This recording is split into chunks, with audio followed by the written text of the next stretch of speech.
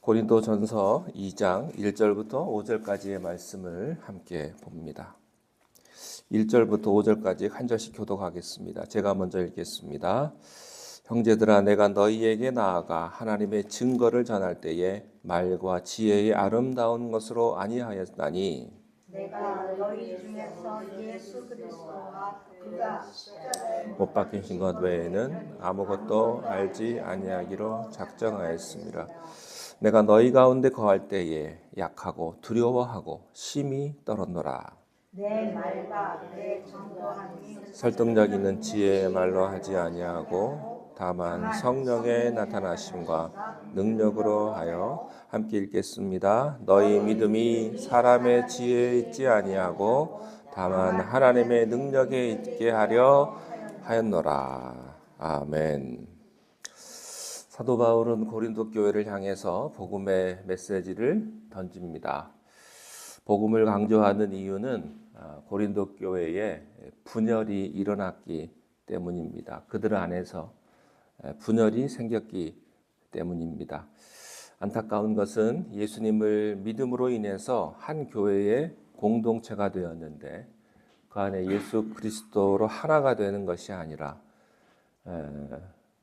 서로 누구에게 속했는지, 또 내가 누구에게 세례를 받았는지, 또 누가 능력이 있고 누가 잘났는지 거기에 대해서 그들이 문제가 되고 분열이 생겼다고 하는 것입니다. 그래서 사도 바울은 그 문제의 이유를 십자가의 도를 제대로 알지 못하기 때문에 예수 그리스도가 그들 삶 중심에 있지 않기 때문에 이런 일이 일어나고 있음을 다시 한번 말씀합니다. 아무리 우리가 교회 공동체를 할지라도 우리가 예수 그리스도라고 하는 그 구심점에서 벗어나면 갈등과 분쟁이 생길 수밖에 없습니다. 그래서 사도 바울은 자신의 체험을 통해서 그 간증으로 고린도 교회 성도들에게 다시금 권면하면서 복음 앞에 세우고 있는 것입니다. 우리 1절을 함께 같이 읽겠습니다. 시작. 형제들아, 내가 너희에게 나아가 하나님의 증거를 전할 때에 아름다운 것으로 아니하였다. 바울은 2차 전도 여행 때 1년 반 정도를 고린도에 머물면서 전도를 했습니다. 그때 바울이 고린도에서 어떻게 전도했는지를 이야기하는 겁니다. 1절에서 형제들아, 내가 너희에게 나아가 하나님을 증거할 때에 바울이 예수 그리스도를 전할 때 어떻게 전했을까? 말의 논리로 복음을 전했을까? 그렇지 않다는 것입니다. 말과 지혜의 아름다움으로 하지 않았다는 것입니다. 한마디로 세상의 방법대로 그 방법을 취하지 않았다는 것이죠. 세상의 방법을 택하지 않았다. 이 말씀은 그 당시 헬라 세계에서 유행했던 철학적인 표현과 문학적인 수사법을 사용하지 않았다라고 하는 것입니다. 여기 말과 지혜의 아름다운 것, 여기 아름다움이라는 말은 원어로 보면 탁월하다, 우수하다, 뛰어나다 이런 뜻을 가지고 있어요. 그 당시에 철학자들이나 정치하는 사람들은 사람들을 설득하기 위해서 그들이 가진 달변으로 사람들을 휘어잡았습니다. 그래서 그 말하는 것을 연습을 하고 또 그 말을 연구했죠. 스피치 연습하고 연설할 때 자문도 구하고 공부도 하지 않습니까? 그런 연구를 많이 했던 때였습니다. 그것이 또 군중을 이끌어가는 하나의 방법이었습니다. 그런데 사도 바울은 그것을 사용하지 않았다는 것이죠. 왜 그럴까요? 그가 말에 서툴러서일까요? 아닙니다. 바울은 언어에 탁월한 사람이요, 또 공부도요 최고로 잘했던 사람입니다. 바울의 언변이 얼마나 대담했냐면 그가 루스드라에서 전도할 때 사람들이 바울을 어떻게 불렀냐면 에르메스 신이 그에게 이 세상에 사람으로 왔다고 이야기를 할 정도였습니다. 이 에르메스 신, 에르메스 여러분 잘 아시죠? 이 에르메스 신은요 그리스 신화에 나오는 신인데 그 신들 가운데 신들의 언어를 사람에게 전달하는 전령의 신이었습니다. 그러니까 말을 굉장히 사람의 혼이 쏙 빠져나가게 하는 신이 에르메스 신이었다고 하는 거죠. 그러니까 바울이 얼마나 말을 잘하면 그 에르메스 신이 사람이 온 것으로 생각을 하고 바울에게 경배하려고 했다고 하는 거죠. 그때 바울이 그들을 막고 예수님을 증거하게 됩니다.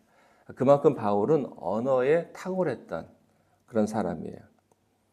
그런데 그가 전도 여행 중에 한 사건을 경험하게 됩니다. 그러니까 바울이 고린도를 오기 전에 아덴이라고 하는 지금의 그리스 아테네 지역인데 그 아덴은요 철학의 도시였고 또 신들의 도시라고 하는데 그곳에 가서 전도를 합니다. 바울은 그곳에서 전도하기 위해서 또 다른 방법으로 그들에게 나갔어요. 헬라인에게 사용했던 철학적인 방식을 통해서 그가 복음을 전했던 거죠.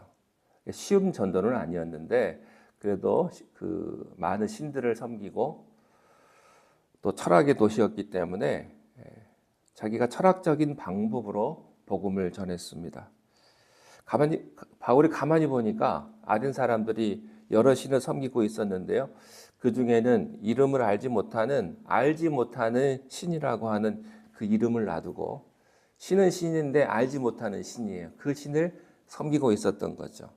형상도 없는 그 신을 섬기는 모습을 보면서 그들에게 예수 그리스도를 전한 것입니다. 설교를 얼마나 잘했겠습니까? 기가 막히게 설교를 잘했습니다. 탁월한 설교를 해서 사람들이 감탄했을 겁니다. 헬라 철학에 능통했고 얼마나 말을 잘했으면 그런 별명이 붙여졌을 만큼 얼마나 많은 사람들이 예수님에게로 돌아왔을까요? 그런데 예상 외의 결과를 얻게 됩니다. 철저하게 실패를 경험합니다. 말과 언어의 아름다움으로 사용하면 더 많이 돌아올 줄 알았는데 그저 손가락 숫자만큼 잡힐 정도의 전도만 된 거죠. 그리고 그는 그곳에서 고린도로 발걸음을 옮기게 됩니다. 자, 아덴에서 그렇게 복음 전도에 실패를 한 다음에 고린도로 그의 발걸음을 옮기면서 그의 마음이 어땠을까요? 아마 많이 힘들었을 거라고 생각이 됩니다. 많은 생각이 들었을 거예요. 그리고 고린도는 아덴보다도 더 타락한 도시라는 것을 바울은 알고 있었죠.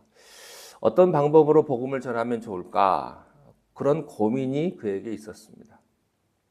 내가 가장 잘 아는 것, 나에게 있는 그 비장의 무기를 사용했는데 철저하게 실패하고 무너졌을 때 거기서 오는 그 막막함이 바울에게 있었을 것입니다. 그런데 하나님께서는 이 사건을 통해서 바울로 하여금 전도자로서 가장 필요한 것을 깨닫게 해주신 겁니다. 하나님께서는 가끔 우리의 삶 속에서 실패를 경험하게 하실 때는 그 안에 감추어진 하나님의 비밀이 있다라고 하는 거죠. 사실 복음 전도의 실패가 어디 있겠습니까? 눈에 보이는 건 실패처럼 보이지만 복음 전도의 실패는 없죠. 그렇지만 생각대로 안 돼서 낙심해서 실패하신 분이 있다면 오늘 말씀을 통해서 우리의 삶을 돌아볼 수 있게 되시기를 바랍니다. 왜냐하면 그 실패 속에 그 무너짐 속에 하나님의 비밀이 숨겨져 있기 때문입니다. 그 비밀은 무엇입니까? 바로 십자가와 복음입니다. 하나님께서는 이 사건을 통해서 사도 바울을 복음 앞에 다시 세우게 되는 것이죠. 그래서 바울은 이 실패를 통해서 복음을 다른 수많은 말과 화려한 언변으로 담을 수 없다고 하는 사실을 깨닫게 됩니다. 세상의 화려한 말이 사람을 변화시킬 수 없다는 것을 깨닫게 돼요. 그리고 오직 십자가와 복음만이 사람을 변화시키고 예수님의 제자로 만드는 길이라고 하는 것을 바울이 깨닫게 됩니다.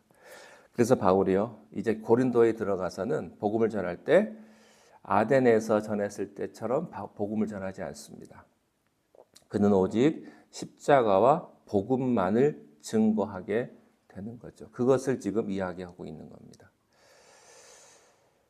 우리가 복음을 어떻게 전할 수 있을까요? 그것은 내가 가진 것으로 설득하는 게 아닙니다. 십자가와 복음을 증거할 뿐입니다.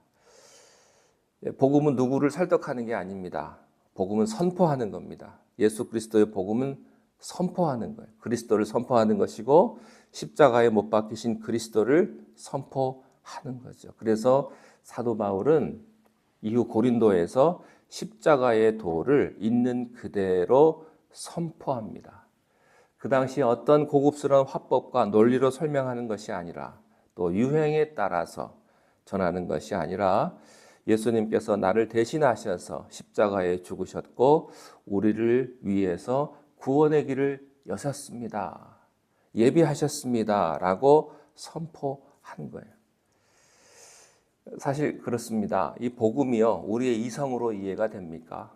하나님의 구원이 과학적으로 이해가 됩니까? 이해되지 않아요. 복음은 우리의 인간의 이성으로는 이해되지 않는 것입니다. 그렇지만 그 복음을 우리는 받아들이는 거죠. 믿음으로.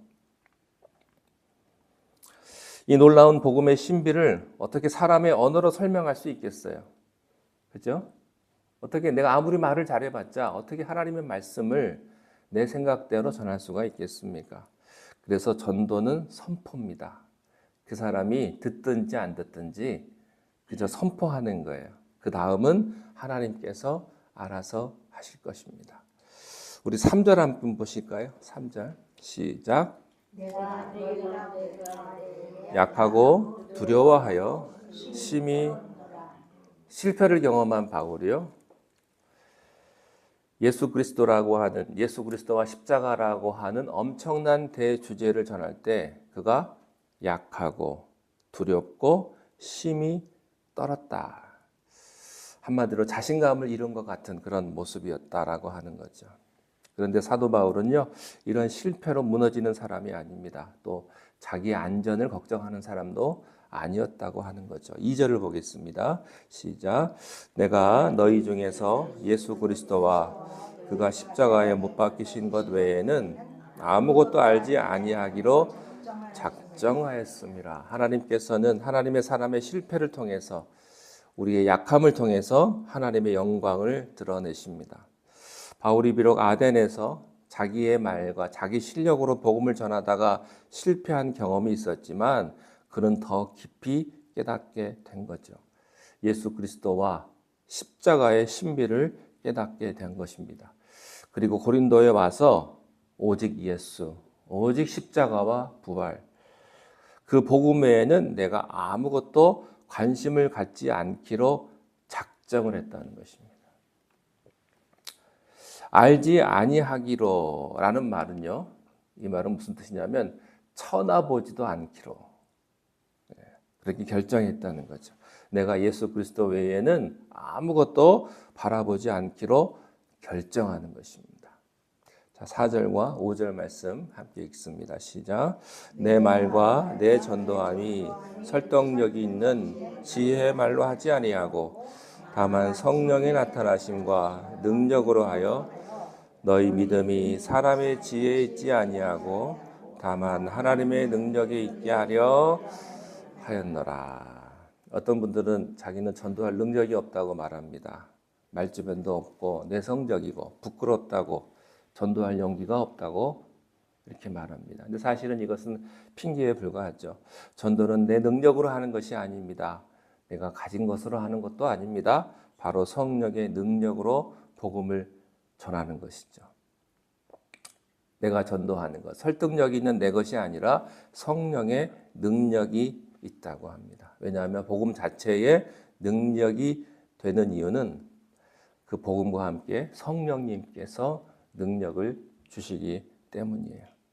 사도 바울은요, 갈등과 분열 속에 있는 고린도스 교회 성도들을 다시금 그 하나님의 복음으로 돌아오라고 이야기를 하면서 다시 복음 앞에서 다시 시작하라고 믿음의 도전을 하고 있습니다. 그리고 하나님의 나라는 수많은 말 속에 있는 것이 아니라 그 복음의 신분은 사람의 말에 있지 않다는 것을, 세상의 그 어떠한 말도 복음을 담을 수도 없고 오직 성령이 역사하심과 그 능력으로 보여줄 수 있음을 사도 바울이 이야기를 합니다. 우리가 그 복음 앞에 바로 설 수 있게 되기를 바랍니다. 그 복음의 능력으로 살아가시는 여러분 되시기를 주님의 이름으로 축원합니다. 기도합니다. 십자가에서 못 박히신 그리스도를 바라봅니다. 그 십자가의 능력이 오늘 이 세상을 사는 우리들에게 넘치게 하시고 부활의 능력으로 우리가 알 수 없고 생각하지도 못한 하나님의 놀라우신 섭리하심으로 오늘 하루도 주님의 은혜 가운데 우리의 모든 삶을 복되게 인도하여 주옵소서. 예수님의 이름으로 기도하옵나이다. 아멘. 하늘에 계신 우리 아버지여, 이름이 거룩히 여김을 받으시오며 나라의 임하옵시며 뜻이 하늘에서 이룬 것 같이 땅에서도 이루어지이다. 오늘날 우리에게 일용할 양식을 주옵시고 우리가 우리에게 죄 지은 자를 사하여 준 것 같이 우리 죄를 사하여 주옵시고 우리를 시험에 들게 하지 마시고 다만 악에서 구하옵소서. 나라와 권세와 영광이 아버지께 영원히 있사옵나이다. 아멘.